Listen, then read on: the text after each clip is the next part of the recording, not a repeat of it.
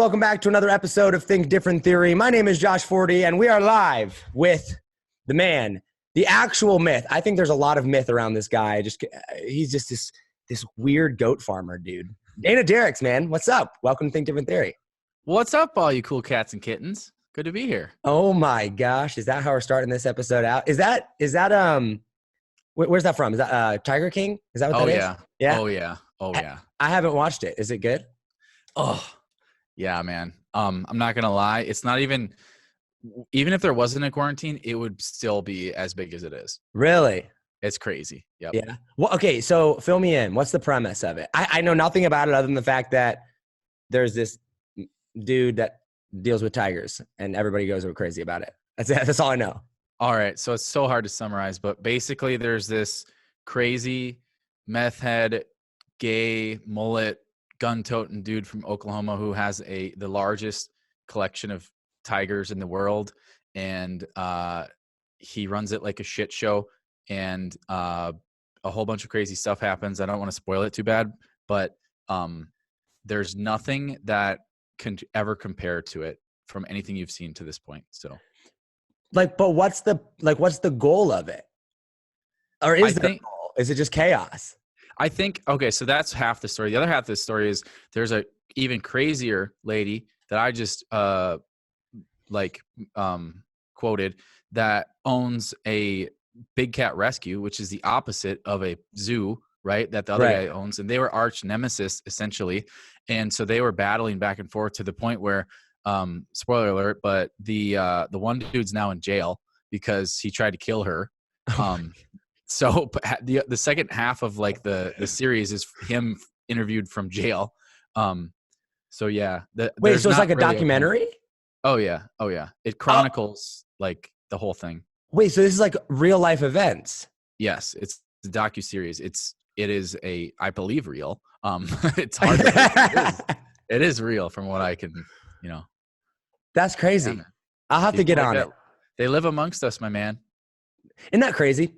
We got some whack job. I mean, well, then there's you and I. So, I mean, like you're a goat farmer and I'm a 26-year-old that made money online somehow. I mean, we're all kind of crazy, right? Let's talk about you, man. You're a goat farmer. That's this mystical, been on the cover of Forbes, mastermind genius copywriter who charges $2,500 for a book and gets it. Like, who's Dana Derricks? Who are you, dude? Oh, man. Well, so I'm a farm kid from the Northwoods of Wisconsin. I'm still here. Like, I don't fit in cities. I don't fit in on jets. Like that's not me.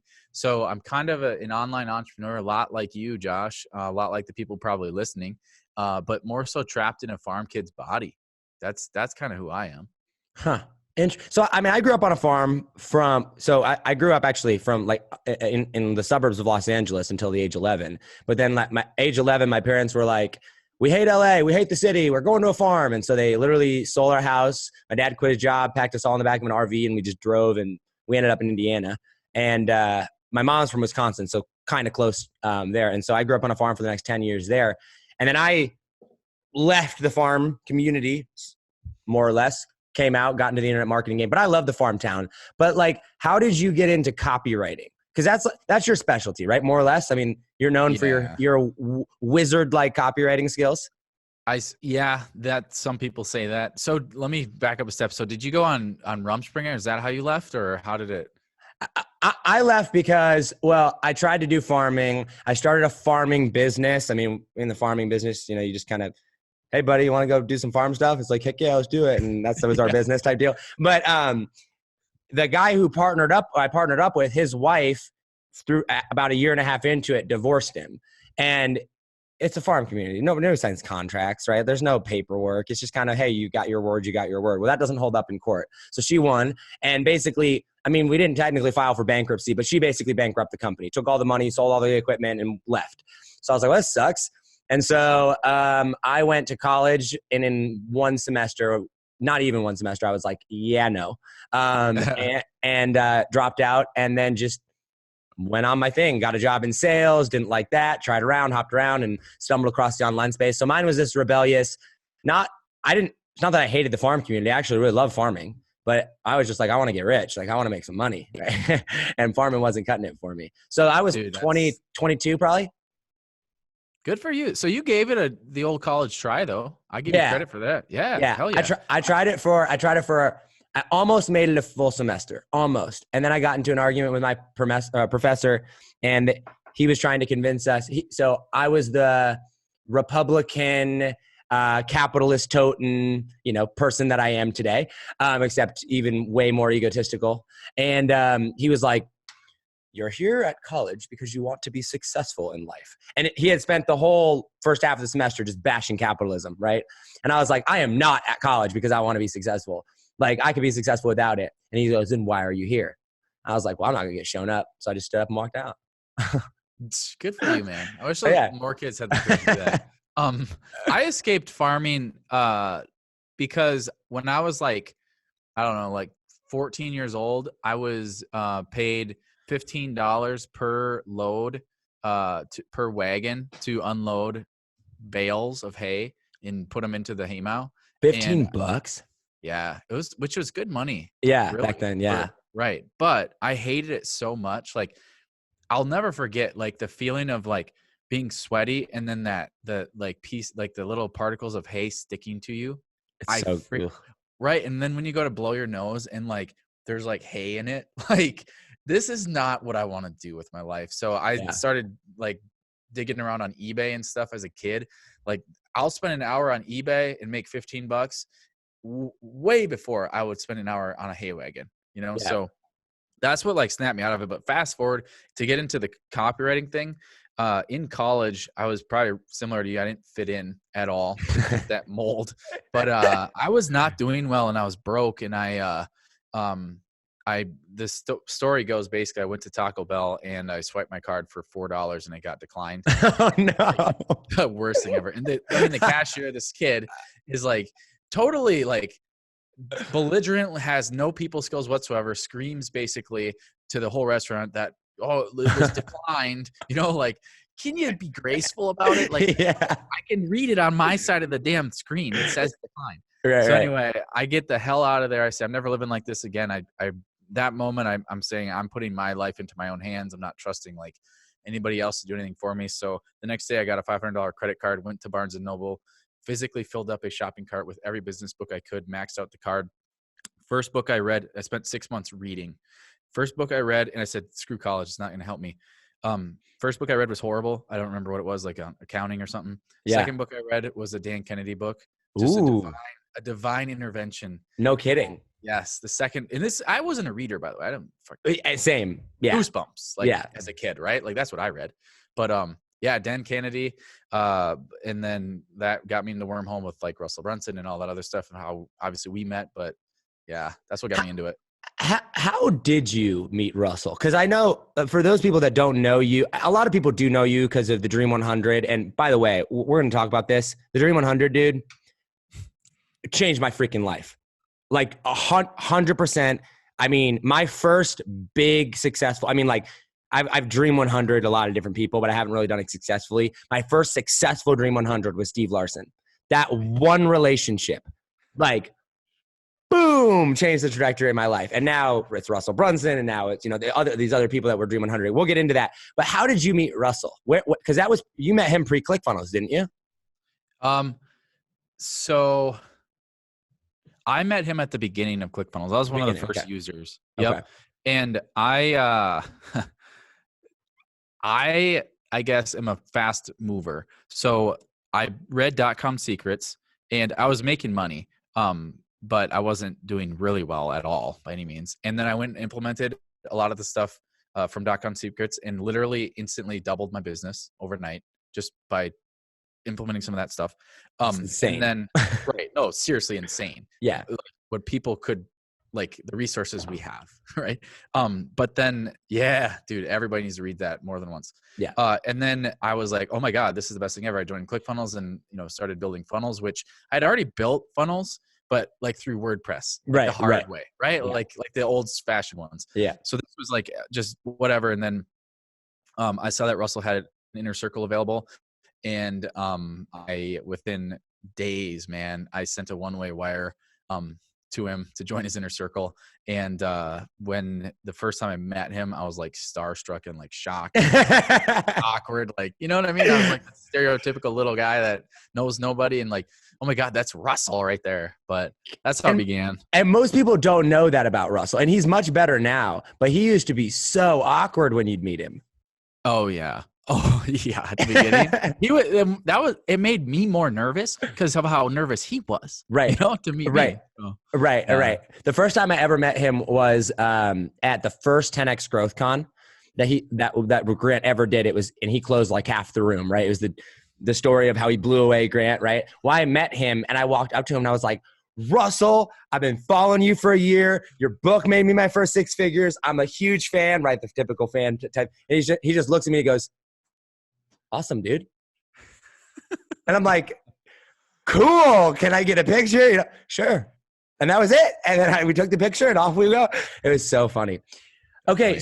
So how old are you now? 29. No, you're not. Yeah.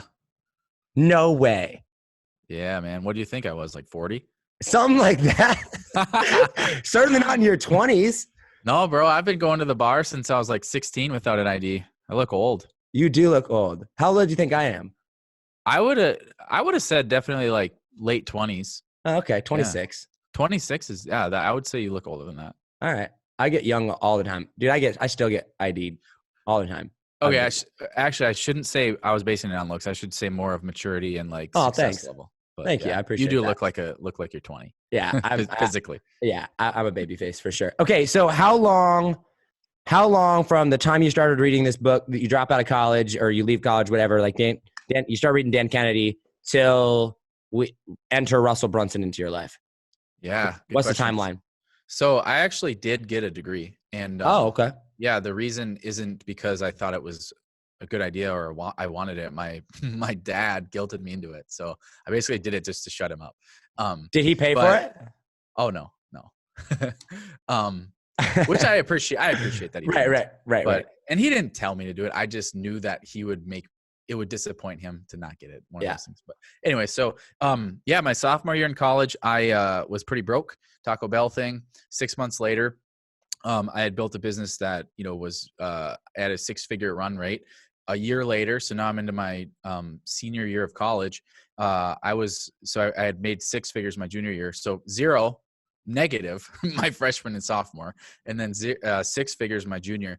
Senior year, I was making $336K in college, and which I looked it up, and it was actually more than the president of the university, which is shocking. But the funny part is, just like you, they made me go to class. They the marketing professor is sitting there telling me stuff when I'm like, dude, you're not even in my ballpark. Yeah. No offense, but geez, like you flunked out of the real world. But anyway, so yeah, after college, I think it was 1 year out. So I read .com Secrets probably maybe sophomore or junior year. No, it was probably junior or senior because I was already making money. That's where that boost came from, by the way. It was like .com Secrets, like mostly. So from 1 to 3 was a lot to do with that. And then right after college, I joined the inner circle. So it was probably about 2 years from the moment I read the book. 2 years. Yeah. Mm-hmm. One of the things that you said in your story that I think is interesting, and I want to touch on this because I feel like this is such a relatable point, is you said I was just getting started. I had no idea what I was doing and I was broke. Right. And I feel like that is this, like the prerequisite, the thing that everybody comes to at one point or another in their life when you're an entrepreneur, right? I mean, maybe not everybody, but for the most part, I mean, I certainly was there. A lot of other people have been there. And a lot of people are there now, or they're close to there, right? Maybe they're not quite there. Maybe that happened a year ago from there. And it's like, I'm just trying to figure it all out, right? Like I'm just trying to put the pieces together to like expedite that, to get that accelerant growth. And I feel like for me, and I'm curious to know your thoughts on this, for me, I learned how to make money long before I learned how to build a business. And for me, it was Instagram. That's how I made my money, right? Because that was what was there. For you, it was copywriting. For someone that's in that position, that's like, I'm just trying to figure it out. But man, dude, I'm looking at my bank account and I've got just enough money to pay bills next month, right? Like, and that's what I'm working with right now. where do you start? Like, what's the next step? What'd you Man, do? such a good question. So first of all, stop looking for the like next hack. Okay. Like you've already tried the last 1,000 and then where are you at? You know, like let's be real. Okay. So for me, it's like, and I just actually talked about this on a summit for chiropractors that, you know, that business is obviously tough times right now. So it comes down to like, you got to help yourself by figuring out what is lucrative, right? Like at some point, just like Josh figured out with sales, he decided to sell something that was very sought after and very profitable, right? Like that's fair to say. Yeah, Yeah. for sure. Like what did you start selling, by the way? I'm curious. We literally, the first thing that I ever sold was Instagram services. Well, so audience, audience growth, Instagram followers. We did Instagram account management, but that was back in the day when Sure. it was stupid easy to grow on Instagram. And I was just like, all right, sweet. Nobody else was doing it though. So I was like, sweet, people will pay for this. I can do it. And so we would charge literally Instagram growth services where we started. That's awesome. And then I'm sure you crept up your prices over time and all that stuff. Yeah. Started at $500 my first sale, $2,500, $5,000, $10,000 and up from there. Yeah.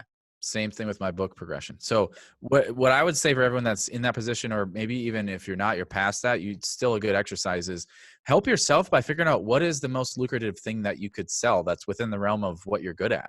Right. So for me, it was divine that book was the second book I read, but the Dan Kennedy book, it was going to be in my cart because I knew that I had a gift and that was writing, but I also knew I didn't want to be like, for example, my uncle, he was making like $15 a day, writing newspaper articles. Great writer. But I'm like, dude, I'm not doing that. No way. Like, I want to know what the most lucrative profession of writing is. So I Googled it and I found immediately copywriting.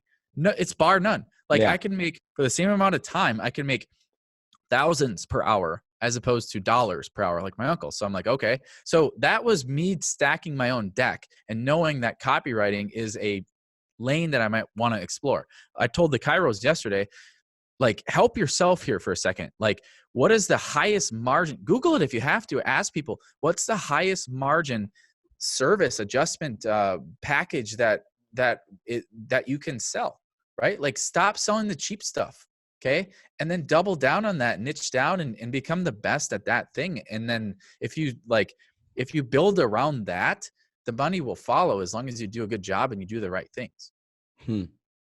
So you're basically like, don't focus on hacks. I mean, I think guys, if we haven't learned that by now, I mean, you're putting yourself in your own misery and you kind of deserve it. So don't focus on hacks. So you're saying it's like, hey, I sat down and was like, what can I do that will make me the most amount of money in the shortest period of time? What from a skill set perspective? Correct. Leveraging a God-given skill. So if someone's sitting there going, okay, I'm not a writer, but you're like, all right, maybe you're not a writer, but maybe you're good at talking to people. Maybe you're not good at talking to people, but maybe you're really good at, doing videos, or, maybe you're really good at whatever industry that you're in or thing that you're passionate about. Look at the industry as a whole and go, what is the highest paid position here? Exactly. Like for the video example, what is the most valuable video? Like, right? Like probably something that sells something. So like an infomercial, for example, well, try and crack into that space. Cause instead of, for example, like maybe a wedding videographer making a wedding video, you might get $1,500. I don't know what the number is, but for an infomercial that's going to make millions of dollars, you're probably going to get a lot more money for the same amount of work. Right. Yeah. And I feel like what's interesting and that I've noticed in sales, and I'm curious to know your thoughts on this, is like, making money basically follows the same format no matter what. Like you basically just learn the psychology of how people make decisions and like apply it to anything. Right. Yeah. It's just solving problems. Yeah. It's not complicated. Cause like when I first started making big money, I mean, big money for my 23-year-old self at the time, right? But when I went from making $25,000 a year to $50,000 in a month, right? I mean, that's a pretty freaking significant jump. I learned sales. Like I learned how to sell things, and I would get on the phone with people, and it didn't matter what it was. I'd figure out a way to convince them that it was worth X number of dollars.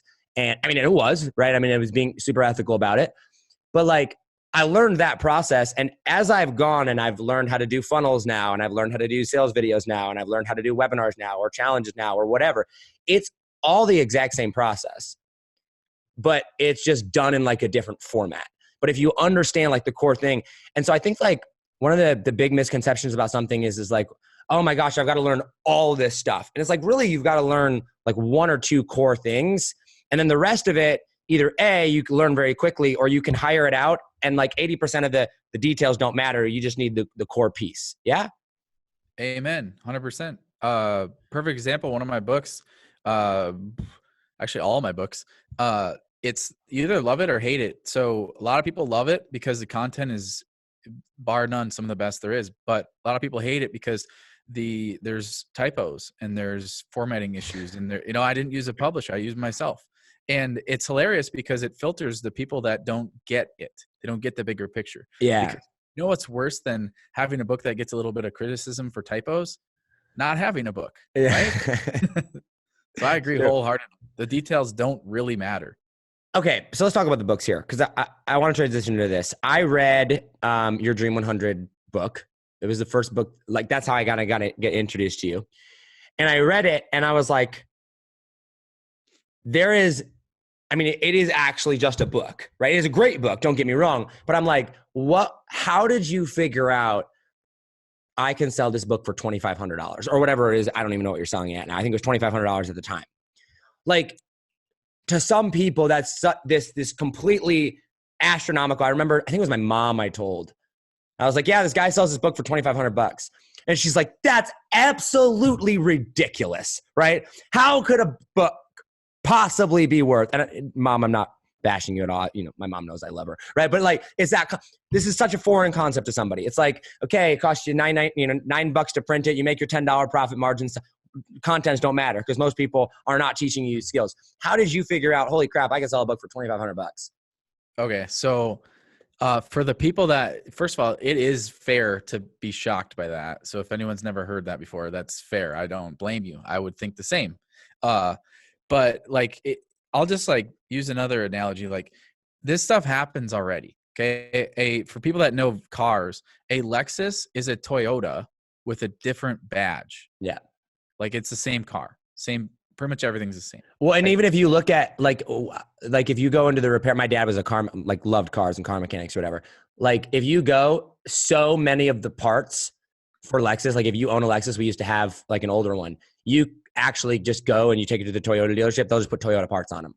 Like, it's literally the same exact thing.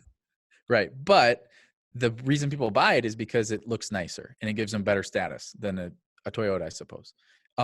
So a little bit different. That's not like how mine works. Like, my book is still a book, but here's how it began. I was selling a service, and part of like what I was never good at was like the operational side of things and the systemization side of things. And I'm kind of like obsessed about my reputation. So I had a hard time outsourcing stuff just because I wanted to be a quality control freak because I was charging so much money.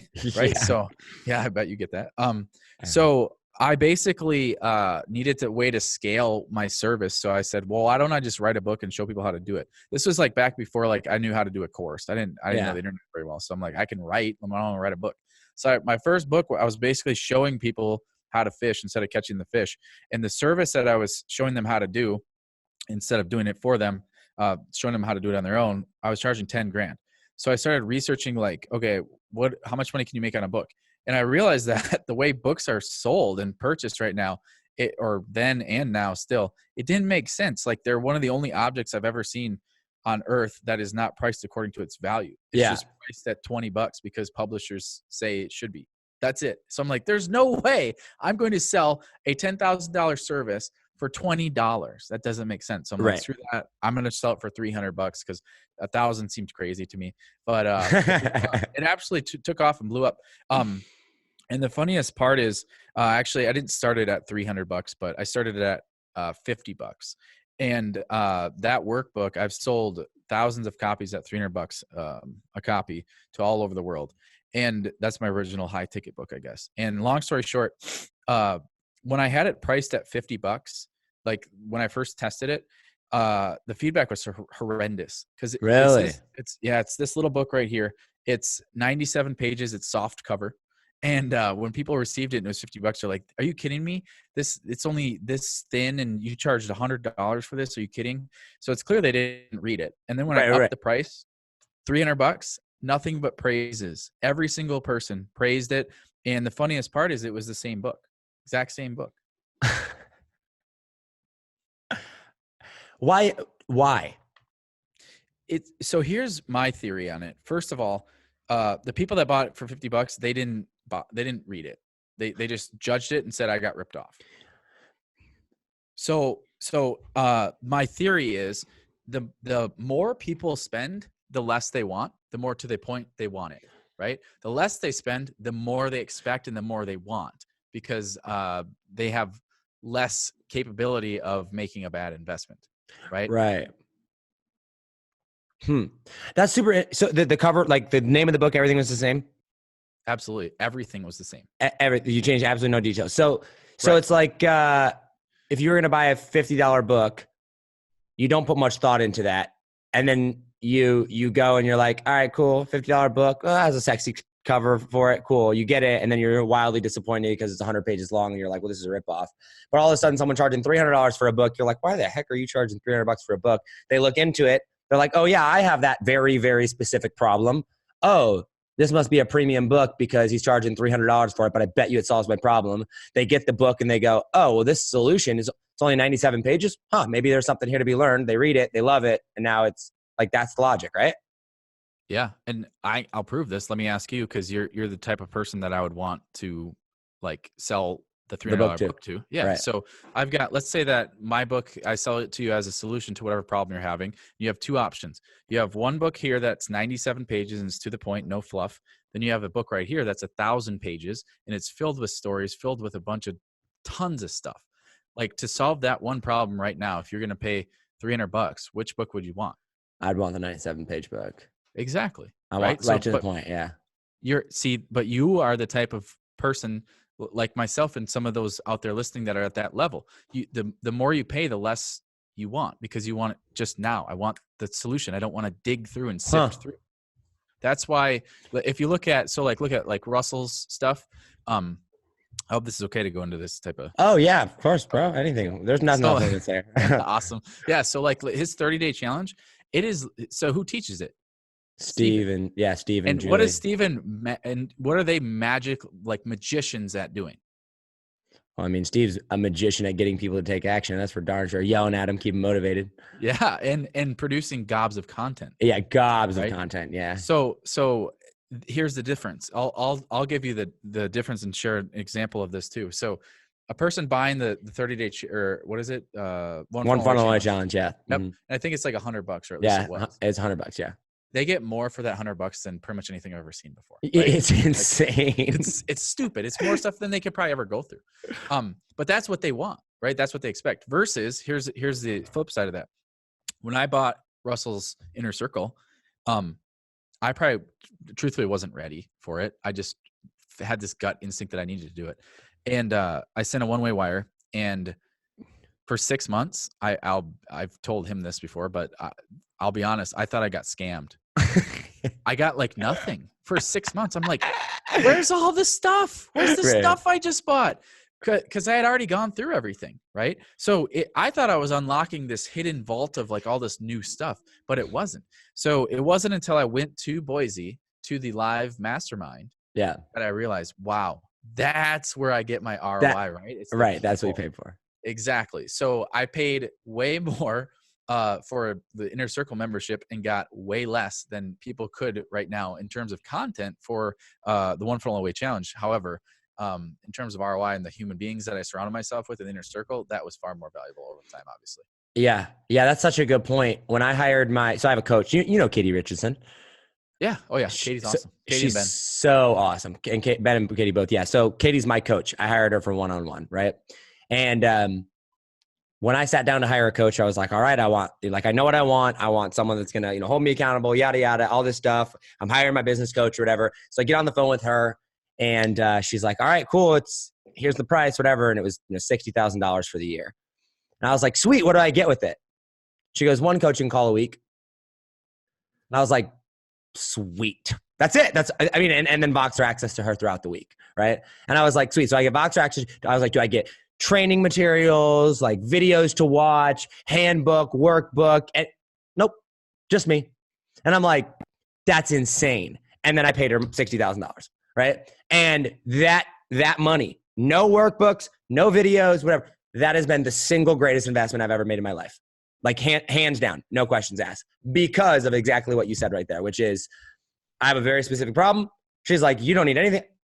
I am all you need to solve that problem. Boom. You don't need anything else. Everything else is a distraction. And sure enough, here we are. It's just crazy how that works though. Hey, Ben. So you completely and utterly went through the same thing as me. And I think for anybody watching that, here's the difference between Josh, myself, and all other successful people and people that aren't. We don't go around looking for, to make the right decision. We figure out how to make the decision right. Because it would have been way easier for us to sit there and be like, I paid you so much and I only got this and nothing's happening, blah, blah, blah. But we decided, no, we made that investment. We're damn sure getting our ROI. Yeah. And we figured it out.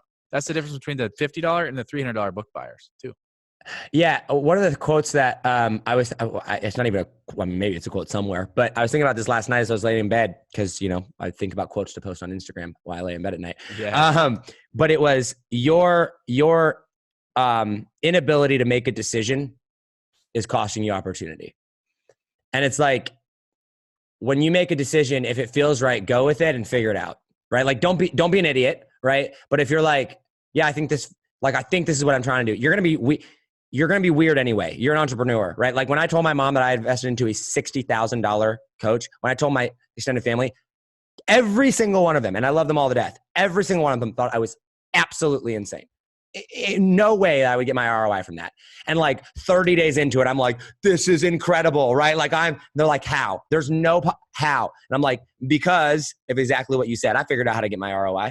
I was like, I paid that. If somebody is charging that amount of money for a book and they have results, they have success, they have testimonials from other people, right? Somewhere along the line, what they do works. And you just got to figure out where that is. I love that. Absolutely. And at the end of the day, like we're plagued by people that act kind of like victims because they'll buy a course or they'll buy a program, and they'll buy something and then they won't use it or they won't apply it because they'll insert excuse and then they want to blame. And that's the fastest way to stay stuck. Like here's another example. When you have skin in the game, just like Josh and I described, like it doesn't even have to be a mastermind, a high, whatever. So I use Infusionsoft, which I don't, whatever. Confusionsoft too. Confusionsoft. Wait, do you use it currently? Yeah. So I've heard a lot, like, I guess I've heard people that are using it. Like if you know what you're doing and like have someone on your team that like knows how to use it, apparently it's pretty cool. I mean, I love ClickFunnels, so I'm never leaving them, but no, it's a separate thing. That's the thing is it does different things, but totally different. So I guess the point I bring up there is, they're so expensive. I like pay like $1,500 a month or something, which is ridiculous. Right. And I hate them for that, but I also love them for that. Why? Because they give me the best incentive on earth to email my list and to make offers to my list because I have to, because I have so much skin in the game. So I would start looking at stuff that way too, everybody. Like stop like being mad at people for charging you a lot. Like be happy because it gives you an incentive to go and do the crap you need to do. Yeah. I think that's super important to look at too, because when you pay, like, I invest high dollar amounts of money only into things that will make me high dollar amounts of money. Right. So like, obviously I'm not going to go spend $60,000 on, I don't know, a couch, right. Or a car or, something like that. I mean, until I'm, Ubers and Gob's rich and then I don't care. Right. But like, even then though, I don't think I'd ever spend $60,000 on a couch. Like I'm going to spend things on things that make me money. And a lot of people think, oh, if I'm going to invest, I'm investing into real estate or I'm investing into a business that's going to this, but they miss, hey, like sometimes that investment is either into yourself or it's into something like for you with Infusionsoft that will force you to take action. A lot of times it has nothing to do with the skill set or how smart you are. It's simply, are you committed to taking an action in that direction consistently to get that result? I love that. Yeah. And part of it is being intentional about what you're doing too. Like You shouldn't just blindly join a mastermind or blindly buy a course if it doesn't fit your bigger goals. Yeah. Right. How did the Dream 100 come about? Oh man. So, all right. So the Dream 100 changed my life just like it did you. Like Insanity. Russell is my Steven. Like same story probably. But basically I discovered the Dream 100. I heard Russell one time in a podcast years and years ago talk about it. And then he talked about this guy named Chet Holmes. And then I got Chet Holmes' book, The Ultimate Sales Machine. I read the chapter on the Dream 100 and I was absolutely floored. I said, wow, there's a name for the thing that I've always done. Stemming back to childhood, even like when I was a kid, you know, this growing up rurally in Indiana, probably, you know, we didn't have high-speed internet. Yeah, no. Remember that? Yeah. Like, hey kids, it used to actually be rough a little bit, you know? Like Friday morning, it was like, all right, guys, pick out the video we're going to watch on YouTube tonight because we're going to start loading it at 9 a.m. And by 7 p.m., 10 hours later, that 12-minute video would be done loading. Exactly. Oh, man. But yeah, so when I was a little kid, like I knew I was like, I don't know, 14, 15. I knew I wanted to be doing internet business, but I like couldn't compete with the people that had high-speed internet. So right. I went on my bike and I Dream 100 it, and I went to all my neighbors that I could bike to. And I said, because I kept calling the internet or the telephone company, and I said, can you guys get me high-speed internet? Like, no, sorry, there's just not enough demand in your area. So then finally, after calling enough, I realized, well, I should go create the demand. So I Dream 100 it. I went to all my neighbors. I got them to sign this piece of paper that said, hey, if they offer high-speed internet, will you take it? And they're like, sure. And I got like 11 out of 12. The 12th guy, I think, asked me what the internet was. Yeah, like maybe like ethically, let's not get you on this list. But yeah. So then the next time I called the internet or the phone company, I said, hey, can you bring internet to me? And they're like, no, Dana, sorry. Again, there's not enough demand. I'm like, hold your horses. Other people ready to sign up. And then bam, within a month, I had a line out there, high-speed internet. But basically how I got into now professionally, the Dream 100 is after reading that chapter on the Dream 100, I knew like that was my thing I needed to sort of do more of. So I searched all over and there was just no more information on it. Did you come up with the name Dream 100 or no? No, I've been trying to trace that back as far as I could. And I believe Chet Holmes coined it. I believe he did way back, but from everyone I could see, but I just created all of the like the Dream 100 book and everything else just because it simply wasn't there. And I just knew more people needed more. Huh. Yeah. The Dream 100 guys, and we've talked about this before, and I want to go into this a little bit more because the Dream 100 is the missing element for so many people's businesses. And it is the thing I think, and I want you to touch on this specifically. I think people don't understand the difference between the Dream 100 and affiliates. Yep. So this is PG-13, right? Yeah. Okay. So, so affiliates are people looking for one-night stands. All they care about is, do you look good? Do you have money? Do you have an audience? You know, is this going to be fun once? And then if somebody comes along with anything better than you, they'll dump you in a second for that next hit. Dream 100ing is a marriage where there's a value exchange that goes on forever. And you guys are constantly scratching each other's backs. And you're there when you need each other. And even better, the Dream 100, in my opinion, is polygamous marriage. It's many marriages. Okay? It's not just one. It's 100 marriages. Okay. That's the difference. Oh man, there's so many things I could joke about right there, but I'm going to hold my tongue. Yeah. One of the big things that I'm curious to know how Russell Brunson has changed your life. I'm going to tell a quick story about Steve and my relationship with him. And then I want you to kind of tell, and maybe you have a better story than Russell with somebody else. Pick your person. Steve with me. So for those of you that don't know, Steve Larsen and I are pretty darn good friends now. And I have never once asked Steve to promote my product. I've never once asked Steve for anything, quite frankly. And I started Dream 100ing Steve right after he left ClickFunnels. So he was not even big yet when I started. And that relationship, and you guys know how big Steve is now, I ran all of his social media at cost for 6 months. I showed up a day early to his event to help him set up.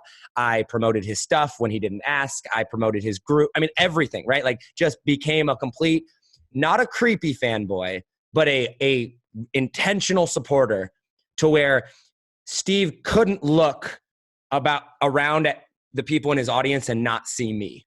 And then I took it one step further, which I believe is the secret key to the Dream 100. It's how I got Russell. I became friends with their friends, right? So I became friends with Colton. I became friends with, Marie, and that friendship was already there. Marie, if you're listening, I didn't just do it to get you next year, brother.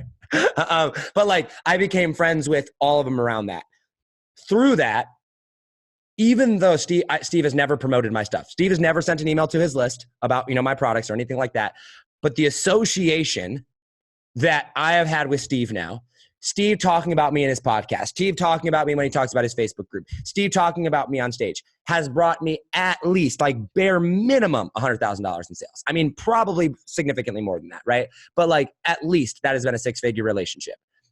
Now, on top of that, I have learned at every single step of the way because I've watched his business grow. I've watched him evolve. I've gotten to see the behind the scenes of his stuff because I've been intentional and because I got close. And then not only that relationship, guess who Steve's next to? Steve is also good friends with Russell. So now I have a key piece there to my next piece. And it's been 2 years that I've been doing this. Most people aren't patient enough. They just want it now. And it's like, I mean, I told Steve the story of this. At Funnel Hacking Live, I probably had 20 people come up to me and ask me if I could introduce them to Steve because they knew I was friends with them. I was like, no, I worked for that relationship. Right? Like, I'm not about to just hand that over to you. So that's how Steve changed my life, right? Simply that association, the credibility, the association, the everything that went with that. What was it like for you and Russell, or insert your person here? What did that progression look like? Yeah, dude, I love that, by the way. That's something I should have said earlier is, guys, Josh is really good at Dream 100ing. Like, and I don't say that lightly, okay? Because I can judge. I'm a pretty good judge of that. He's really good, really good. So follow what he says. So for me, yeah, similar with Russell. I think a few of the key things, first of all, most people are not willing to put in the work to build that relationship. And part of that is contributing value to that person, to that person's audience is a great place to do it. I did the same thing in the ClickFunnels community for forever. I gave a ton of value with no strings attached. That's the thing too, is like Josh didn't just do something for Steve and then expect Steve to do something back. Because the problem with that is, and that's the part of the Dream 100 is the value exchange, but it has to be with no agenda, no expectation, because you'll get burnt out. Because if Josh spent that 2 years, the same 2 years of work you put into it, and then he got nothing back from Steve whatsoever, Steve never mentioned him, Steve ignored him, Steve blah blah blah, it would be really exhausting. Right? Like it would burn you out from doing it. And there are people out there that will do that, by the way. So expect it, but it's a numbers game. So I would say Josh went all in on Steve, like I did with Russell. And another critical piece to the puzzle that Josh already brought up, but I'll double down on it, is getting close to what I call the people that influence them. So in their circles. So Josh talked about Colton. Same with me. I'm very good friends with Colton. I love Colton. Colton's awesome. Whenever I see him, I go up right up to him and I ask him, can you get me some ketones? Those are those crazy you guys drink and they make me go crazy. So get me some. But anyway, so for Russell, it's kind of funny. I think she wouldn't care about me saying this, but Melanie, his executive assistant, I got very close with, and I befriended, and I got to know what she likes and gave her, gift cards and this. And it's not for the reason to just have access to Russell, but it was to see where and how I could help. Yeah. Right. Just like Josh did. Josh helped at events. I try to do the same thing. I went out to visit them and did copy for them for free. Like when they did a launch. And the funny part is Colton's very likable, by the way. Colton Woods. I love you, dude. Same, bro. Seriously. But Melanie is like the perfect EA where somebody has to be the bad guy. And she does it really well. So I can remember being at an Inner Circle event, and I remember one of my friends in the Inner Circle, this was years ago, and I'm not, I'll never say who it was, but they asked for something. Like, I don't know if it was a video or something from Russell, and they had asked Melanie, and she said no, just for whatever reason. And I remember they came back to me and they were frustrated, and they're like, gosh, she's such a bitch. And I'm like, dude, you are playing this game so wrong. Yeah. Like, you are playing it so wrong. You know, like, I'm going to get such a higher ROI from this, the same amount that I spent, just because I'm playing the game right and I'm treating them well and kind. And even if they say no, you take it like a man, you know? Yeah. Yeah. One of the things that, are you still there? No, I'm good. Sorry. Okay. So one of the things that you mentioned there is playing the game. Steve and I just voxed about this the other day, and he goes, Josh, the reason that I get along with you, the reason we're friends, the reason that you'll be friends with people like Russell, like Dana, like, insert whoever it is here, it's because you play the game. We play the game. And he goes, most people don't play the game. They're here to make a buck. And one of the things that I think is interesting is when you look at sports, it's literally called a game, right? But sports is just an industry, right? It is a business. It is for profit. The players are assets, right? I mean, and when you look at it that way and you go, okay, sports, football, I'm a big football fan, by the way. I'm a New England Patriots fan. My boy Brady left. Did you see Rob Gronkowski just came out of retirement and re-signed with the Bucs? I'm so sorry. No, listen, I'm a huge Patriots fan, but I'm also a Brady Gronk fan. So I'm happy both ways. But when you look at marketing and you look at whatever industry you're in and you go, oh, this is a game as well. It is, football's called it. This is not. But let's pretend, let's look at this as a game. And yes, there's not games that we go and we play, but we play our own game every single day. Like, you have the choice to sit on the sidelines. You have the choice to show up to the games, be a spectator, right? Feel like you're part of the game, or you can go be a player of the game. And most people are sitting on the sidelines. Most people, not even on the sidelines, most people are sitting in the stands. And what the Dream 100 does is when you play it right and you elevate it, you pull yourself off to the sidelines, you put yourself into the game, and you become a player. And you could be a rookie that has never caught a football before, but if you're on the Patriots team or now Tampa Bay, you're still playing with Tom Brady. Tom Brady knows who you are, right? And you get to control that in this game. Is you get to elevate, and yeah, you've got to elevate your own life. Yeah, you've got to level up. Guess what? When I first started Dream 100 doing Russell Brunson, I had no idea what I was doing, right? But as I was intentional, as I started growing, as I started doing, I grew with it, and I was like, oh, that's what happens there. Oh, that's what we do there. Oh, that's what we do there. Same thing with Steve. And it that puts you into the game. And I just, I love it when, you can tell when people play the game. You know what I mean? You can tell when people are serious about it. Absolutely. 100%. And I think the biggest,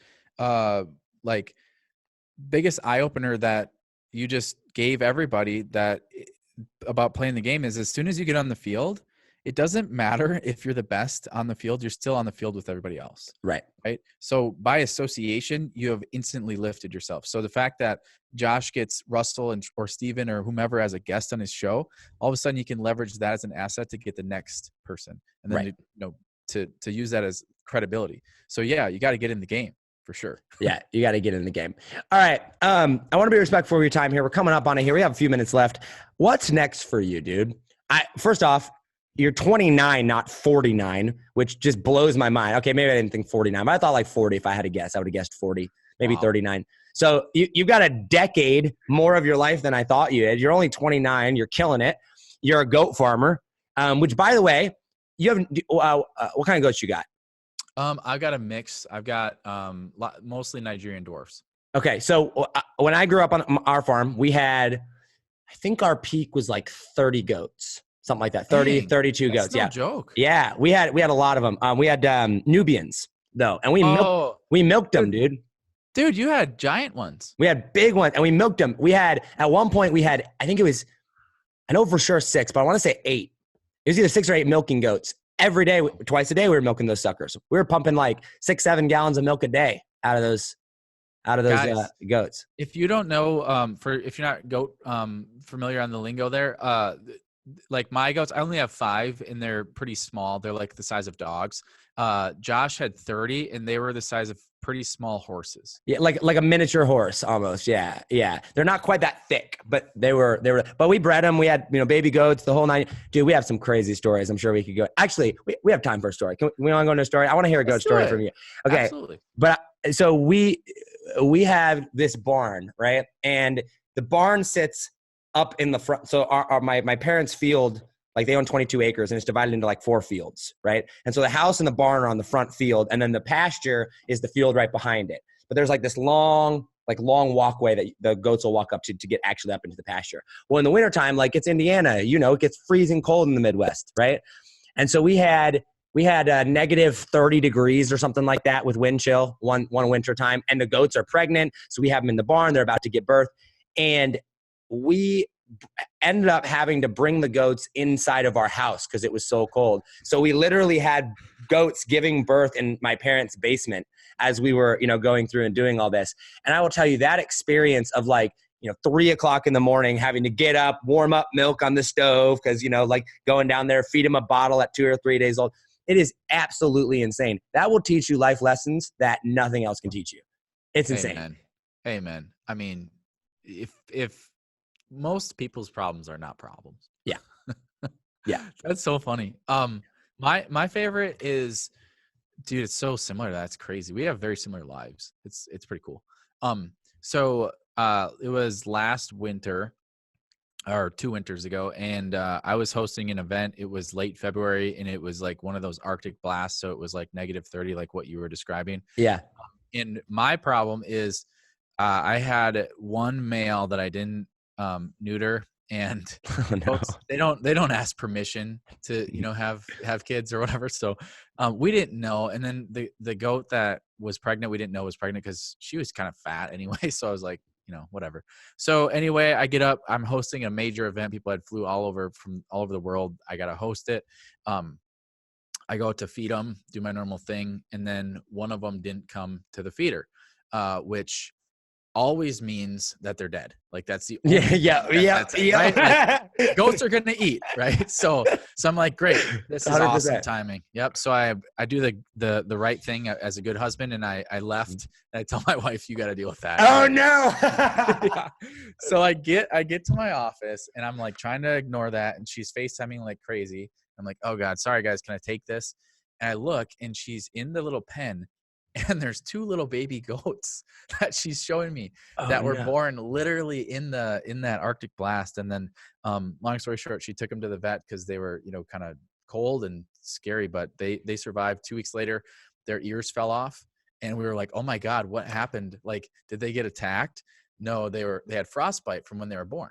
So to this day, they're still healthy and happy. They got little nubs for ears, but they're doing awesome. Oh my gosh, that is so funny.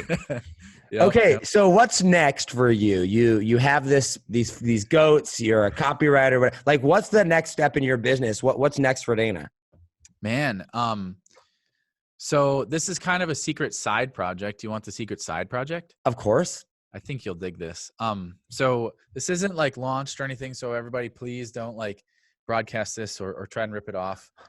Don't worry. Only a few thousand people will listen to this episode. Yeah. You can try and funnel hack this, but there's really nothing to hack. There's no funnel. So be my guest. But anyway, so one thing I want to get into is kind of a passion project is, so I'm sure you too, like we were lucky enough to grow up with animals, and I kind of underestimated how valuable they are for our like kind of mental health. Yeah. Mental for sure. Yeah. So, I had this crazy idea to launch therapy farm or like therapy assisted animals or animal assisted therapy is like a really big thing right now. And it's really awesome for especially kids. Yeah. For kids. Yeah. And I realized that there's a little sub market there that cannot have access to animals. So either the kid is too sick or they just can't afford it, or they don't have logistical access to an animal. So I realized, wow, why don't I take my tech and online skills and create a virtual animal therapy farm? So I went and I invested in domain name therapyfarm.com, and we're going to launch a virtual therapy farm where kids that are sick or just need it can link up with farmers that have animals, and they can do virtual therapy sessions. That's so cool. Yeah, it's going to be free forever for the kids. And we already have some pilot, kids doing it with my goats and with some other farmers. And it's freaking awesome, man. That's so cool. Congratulations, man. I love that. Thank you. I appreciate it. What's Yeah. next for you on the business front? All right. So the business front, so we just dialed in. Our core product, we've got a lot of front end stuff, books and all that, but our core product is the Dream 100 launch program. And it's kind of the crash course on how to Dream 100. And I give you a lot of there's mentoring, coaching in there and all that stuff. And one thing we just are in the beta of launching that is killing it is the biggest problem. I want your opinion if you agree with this or not. Okay. All right. I think the biggest problem with Dream 100 is the actual act of doing it. Because it's not something that's like a fire that comes in your face and it's like, or it's something that like a Facebook you can just press go on, right? So people's problem is that it's not that they don't get it, it's that they don't do it. Would you kind of agree there? Yeah, I think along with that, it was like, I think people, they know what to do. They understand it in concept, but they don't know how to do it. They don't know where to start with it. And it's like one of those things. It's like, since there's like you said, there's no button online where I can just go in and log into my account and hit submit order. You know what I mean? Yeah. And off it goes. Then I'd say so. Right. Okay. Awesome. And I know with your agency background, you probably appreciate this too. So we blended it and we looked at ourselves in the mirror, which all of us should always do all the time. And we realized in order to get people really, really obnoxious, awesome results like Josh and I have, they have to have the level of output and the level of implementation. So we actually launched a done for you piece. So we actually do the Dream 100 for people. We've got a team trained. That's cool. We're like in our second week and it is destroying. Like people are getting responses in minutes, hours. It's amazing. And the thing is too, it's like people do Dream 100, but they on their own, but they really are spam 100ing more than Dream 100ing. I'm sure you've been on the receiving end of that. The thought that goes into the way we do it and the way Josh did with Steven is a completely different outcome. That's a completely different strategy and campaign than trying to just figure it all out, you know? Yeah, that's super cool. Oh man, I'll have to hit you up afterwards. We'll have to talk. Hell yeah. That's a really good idea. I like that a lot. The thing about Dream 100 is like, it's not like you just have to be intentional, right? Like, do you know what? Do you know what I got Dave for the Dream 100? Did you see what I sent him? This was, I don't know, 6 months ago. What? I sent him the flamethrower. You sent that? Yeah, that was my Dream 100 gift to Dave. Yeah. So how that came about is I knew Dave wanted a flamethrower because he kept talking about it, right? And he would like hint at it and thought it was so cool. And then when I got my Elon Musk flamethrower, I got in trouble because I walked out and did it in the parking lot, and the maintenance dude at my apartment complex called the cops because he said I wasn't able to do it on their property. So I left the property, and then he followed me to the park on his golf cart as I was literally doing it. It was hilarious. Anyway, so David tuned in, Todd tuned in, I think Russell watched it. So it got thousands and thousands and thousands of views. So ever since then, Dave starts kind of talking that he wants a flamethrower. And then Julie Stowian one day posts, this is back when she was with ClickFunnels, and was like, I kid you not, Dave just walked into the marketing meeting today. He stands up and he goes, that's it. I just need a flamethrower. I'm going to just burn something. And at that point I was like, I've got it. So I literally took it out. I don't know. It was costing me like $1,500 for that flamethrower or whatever, $1,000, whatever it was. So I sent it to him, and that flamethrower like got me in at ClickFunnels. And so that was Dave. And then with Russell, like it's the little things, right? Like I would have never known to send Dave a flamethrower unless I was paying attention to him. And then with Russell, dude, you know how hard it is to buy something for a guy that's the CEO of $1 billion company? Like the dude has the money to do everything, whatever he wants. And you know how many gifts that he gets every single day? Like everybody wants his attention. How do you buy something? Like how do you buy a gift for someone like that? Like you got to be so intentional. And so and I've told this story before. It was at OfferMind last year, Steve's event. I see Russell. We strike up a conversation. As he's getting ready to leave, I walk up to him. I was like, hey man, I got a quick question for you. Hypothetically speaking, he cuts me off right there. After I say hypothetically speaking, he goes, I'm about to get pitched. And I was like, what? No, that's not at all what I'm trying to do, Russell. I'm so sorry. Like, no. I was like, hypothetically, if I wanted to Dream 100 you, like, what do you like? Like, because I had no idea. And all he said to me was old books. And then he got on the elevator and he went down. So there was what I had to go off of. And so like I got creative and I thought about it. I was like, okay, he's a Mormon. He likes old books. Like what? I was like, okay, what if I got him an original copy of the Book of Mormon? Turns out those aren't cheap, right? So like you go through and months I was bidding on eBay till I finally got original copy, like has a spelling error in it from the printing press days of like that, bound, everything. It's a couple $1,000 book. And I kept losing. I finally got one down it was less than $1,000, but it was still up there, right? And I've been on it for months. I finally went, sent it to him. And that's the first time he put me on his Instagram story, right? And was that, so the day he took off working to read that, was that you that sent him it? Not the first time. So this was this past Christmas that I sent it to him. Dude, first of all, that is so epic and next level. Isn't it though? I thought I was very proud of that one. Yeah. Hell yeah. Yeah. So it's like, it's one of those things where you just gotta be super intentional. Yeah. Yeah. And you have to, so first of all, guys, when I said Josh is really good at this, he's proven it. So the other piece is, yeah, and it's like you get intentional by listening and asking, right? Like most people are way too scared to ask Russell that, right? Like way too scared. And actually we are shockingly similar. Watch this. So, I remember Dave too. A couple of years ago, I was watching, one of his son's, lives. I think it was Chandler maybe. And, Dave had just worked out or something.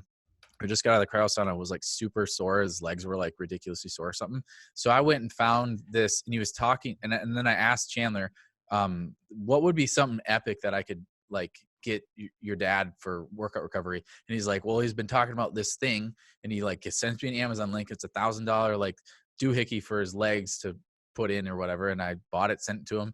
Like the day he got it, sends me a huge Voxer, like, you know, like thanking me and all that. And it's just so easy, you guys, if you take a second to listen and ask, you know. And the RO, like people are so afraid to part with that $1,000. And I get it. Don't get me wrong. It's like could potentially go south, but it's like, okay, if you had the opportunity where you had a 50-50 shot, and it's higher than 50-50, right? It really, really is. Like if you're like just halfway intentional with it, but if you had a 50-50 shot, you buy in at $1,000, right? But the upside, if you win, your homie is with Russell, your homie is with Dave, your homie, you know what I mean? Like, it's like, all right, I'll shoot my shot once. And if I don't win this time, I'll buy it again. Whoop-de-doo, I've won now, right? Like I've increased my odds to 100%.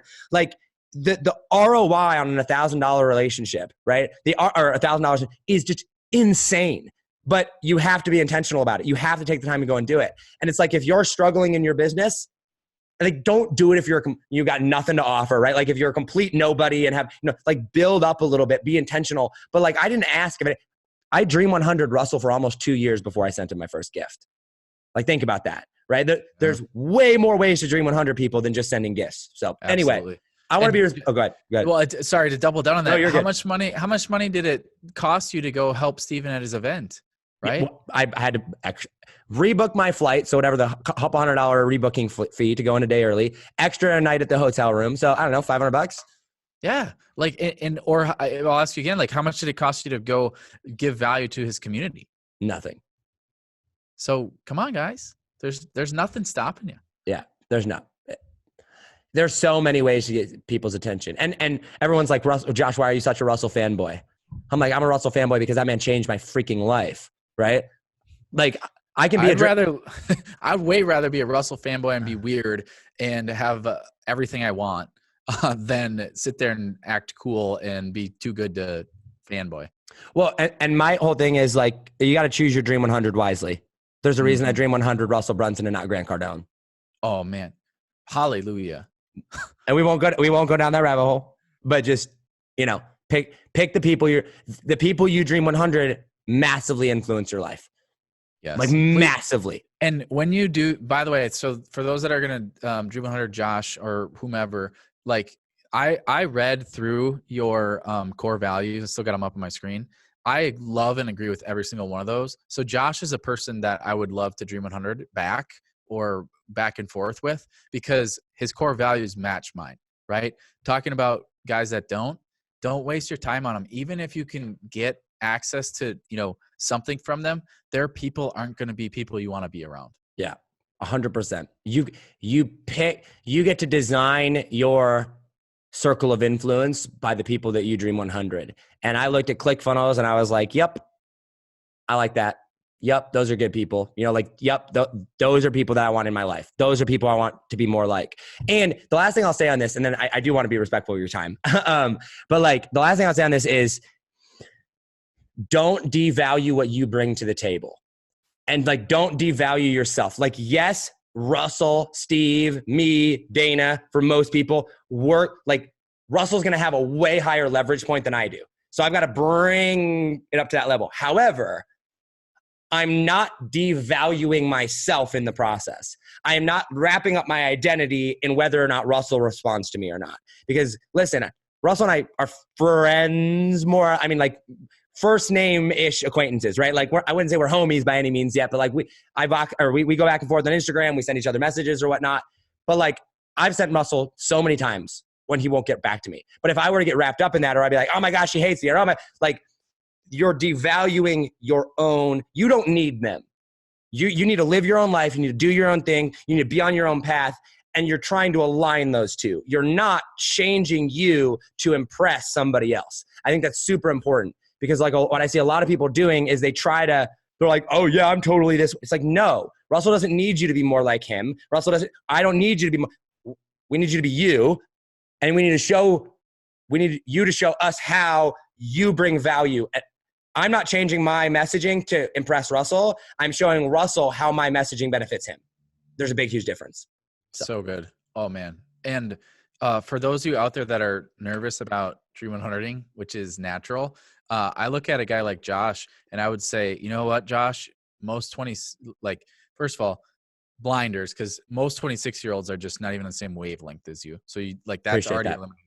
But even further, looking at even a guy like Russell at 26 wasn't where you are, right? You got to remember that. So when you have that moment of insecurity, remember that. Like Colonel Sanders didn't start KFC till he was like in his 60s. Yeah. Right? Like Warren Buffett, 50s.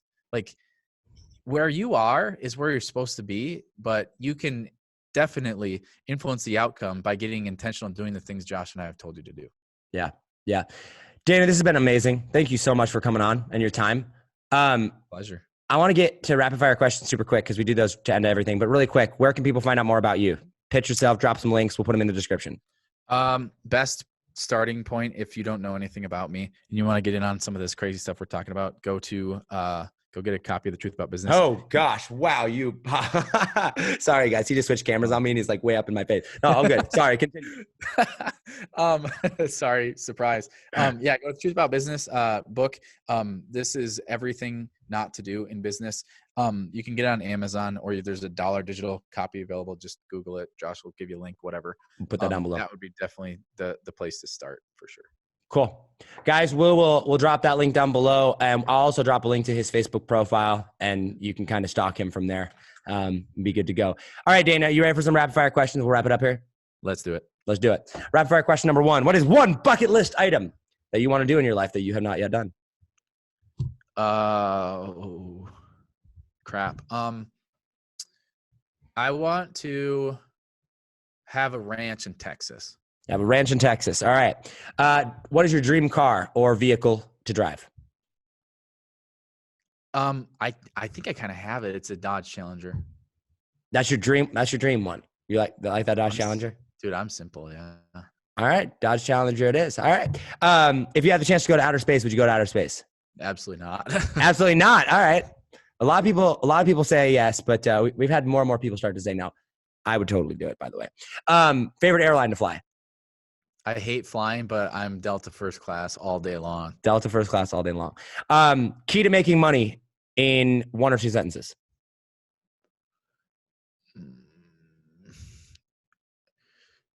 Understanding the numbers and surrounding yourself with people that will help you level up. All right. And then last question we ask this to everybody that comes on the show. It's a deep question, so get ready for it. Fast forward to the end of your life, you're on your deathbed, all your money, success, fame, impact is all gone, vanished, disappeared. However, every single person that you have touched in your life and impacted either directly or indirectly, you get to leave them with one final message and word of advice. What is that message? Just casually your legacy. No big deal. Be kind. Be kind. 2 words? You know, I did talk about I would have long form copy on my gravestone. Like I would have a really, really tall one that with like strong call to actions and stuff. But yeah, on the spot, I'm just gonna go with be kind. Be kind, not www.whatwouldsaintdanas stay on his deathbed.com. Yeah, actually, that's a better idea. I'll just put a URL, bekind.com, and then it's a whole of all your life sales lessons. page. I love it. I love it. Dana, thank you so much for coming on the podcast. It's been a pleasure to have you on. Amen. Thanks, brother. Absolutely. Guys, as always, hustle, hustle. God bless. Do not be afraid to think different, because those of us that think different are going to be the ones that change the world. Dana Derricks, everybody. Take it easy, fam. Peace.